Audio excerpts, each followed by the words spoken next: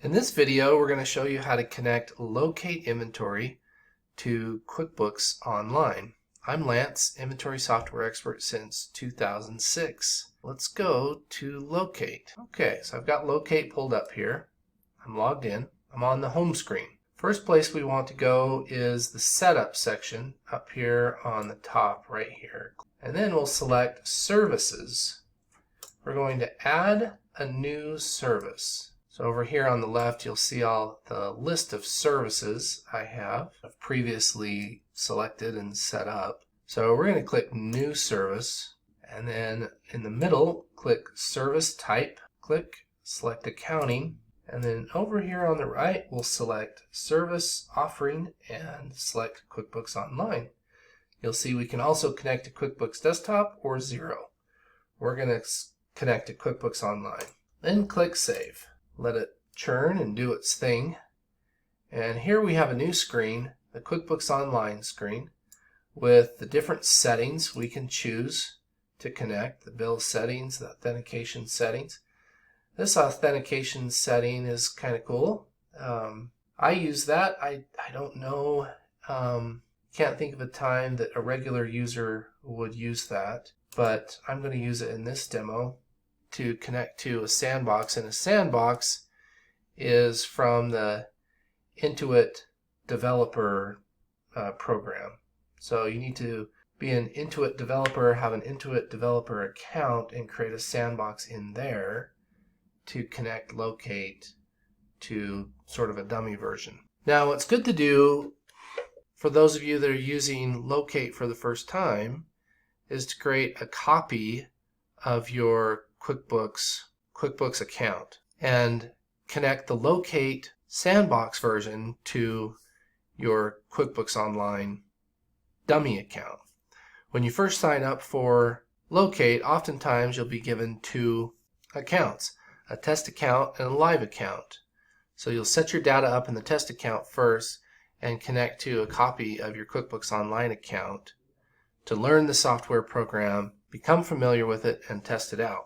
To be clear, you would select No on this and connect to your test QuickBooks account. Your test QuickBooks account you would actually pay for. Maybe your pro advisor would give you a discount on it momentarily, and you'd pay for that during the duration of the Locate implementation, 30 days, 60 days, whatever it is. So it's not a big deal. So anyways, yes, the screen says yes, but you would just leave these settings. As a matter of fact, you can leave all these settings. You don't need to know what these settings are when you're first connecting to QuickBooks Online for the first time. Any of these settings can be changed. Attach reconcile documents to bill, include default, reconcile report with bills. These are some pretty awesome features here. If you want further explanation of what they are, and this is throughout the Locate system, you'll see these little tooltips scattered throughout Locate system, explaining to you exactly what that is and what it does. So we have bill settings and invoice settings. And once again, you can change these settings anytime. So if you need to test it out, you can. Alright, so let's get to the crux of the demonstration here. We just created this, and currently it's in the status of Connect. You'll see over here on the left-hand side a list of other service connections or services that Locate has. This one is inactive, this one is active, this one is Connect. So if we want to connect this for the first time, we'll click on Actions, Connect. Click on this button, Connect to QuickBooks, and it gives us a little pop-up here. You probably won't get this pop-up.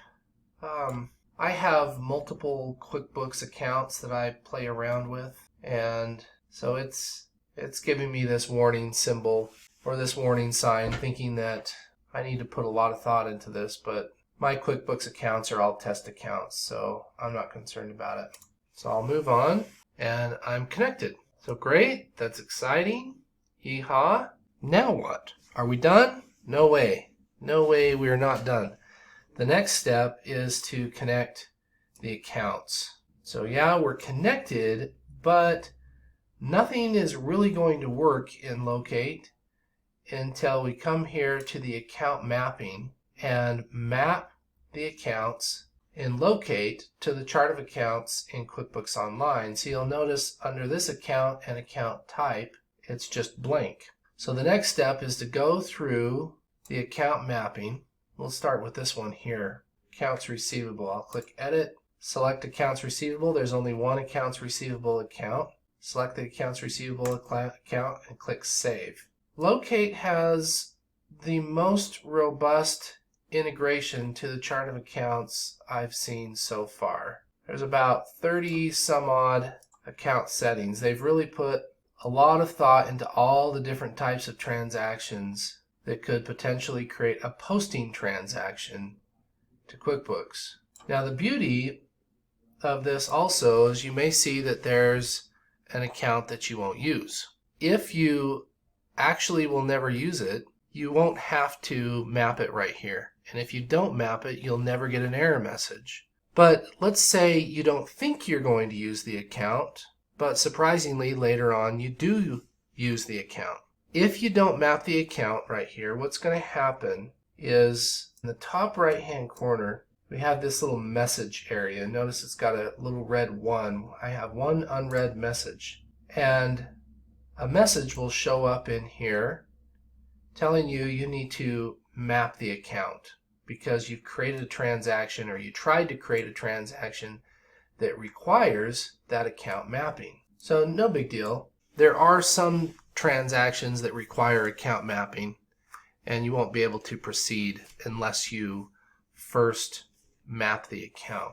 Notice on this screen there's no tooltip or link to explain what each one of these does or what type of account it needs to be connected to. Some of these are obvious, like inventory asset. Yeah, connect that to the other current asset type. There we go, inventory asset. But what if you're unsure of what account to connect it to? Up in the top right hand corner of this screen right here, not here but here, there's a little info balloon, a little question mark. Click on that question mark and that brings us to the documentation area of Locate. Scroll down, we see we're in the services documentation area because we were on the services screen. So remember, QuickBooks Online is one of the services on the services screen. So let's scroll down and find the QuickBooks Online service to the services screen. Here it is under Accounting, QuickBooks Online. So we'll click on that. And this may change by the time you watch this video. It's April 2021, but I'm sure probably stays similar. So there's this link right here that says, what are Locate's default account mapping? Click on that, and now we've got an explanation for every single type of mapping.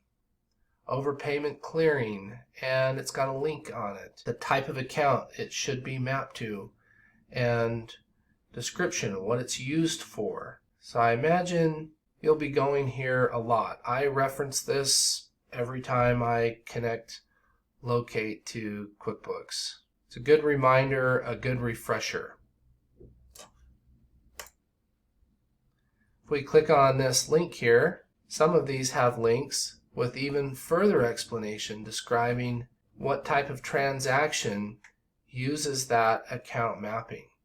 Really helpful. So we'll go back to services now, and overpayment clearing. We'll click on Edit and select that, and it doesn't look like we have an account that we like. All right, so this is going to happen. When you connect an inventory software program to QuickBooks, I would say 9 times out of 10, a rethink of your chart of accounts becomes necessary. Previous to shopping for and purchasing inventory software and connecting it to QuickBooks, you probably put some thought into, or your accountant put some thought into, the setup of your chart of accounts. Now it's time to rethink the setup of your chart of accounts. Most likely you'll want to change the accounts on your chart of accounts. The documentation on this help guide under this help menu will help you decide also how you may want to rethink the way you have your chart of accounts set up. You can always come back to this and change or add or take away. For instance, another example, in addition to overpayment clearing, is non-inventory asset. How does locate handle non-inventory? What type of account should it be mapped to? Vendor deposits. Of course, it's right next to prepayment clearing. What's the difference between those two? Partial payment clearing. Don't just guess. This is the time to pull in your controller, your accountant, your QuickBooks Pro advisor, and have a discussion. This is where the warehouse unites with the office. It's important to get this set up right. And remember, these are the default accounts. There's also override account mapping as well. If we go to the parts section and pull up a part, let's pull up a part here and move over to the right hand side, click on Manage. So I'm on the part screen now. I'm going to click on Manage, click on Account Map, and now you'll see the accounts that this particular part could be mapped to. And if we select a different account on this part, it will override the default account mappings when this part is used in the relevant transaction. Inventory asset, inventory offset, sales income, sales return, COGS, inventory purchase variance, inventory scrap, inventory adjust. If you have multiple COGS accounts on your chart of accounts, or if you have multiple income accounts or multiple asset accounts, if you want to get granular with some of this, specific parts can be mapped to specific accounts. In another video, I'll go into further depth of each one of these accounts and what they do. Basically, demonstrate what happens in QuickBooks when you create a posting transaction in Locate. But in this video today, we just want to start with just connecting QuickBooks Online, the initial connection. So grab your accountant, or if you're the accountant, grab your warehouse manager and have a discussion about what types of posting transactions the warehouse manager would create. And maybe you may not know until after he's had some time to test out Locate and enter transactions into Locate before you discover, oh, this is posting. Your Locate implementation expert will help you through this. So prepare for a meeting with the warehouse manager, the accountant, your Locate implementation expert. The warehouse manager needs to understand certain transactions create a post to QuickBooks. And the accountant needs to understand that she needs to be involved in this process so it's set up right and whatever is sent to QuickBooks is sent correctly. And of course, the Locate implementation expert needs to be involved to help you through the process so it goes smoothly and there's no misunderstandings or misinterpretation of how it should be set up.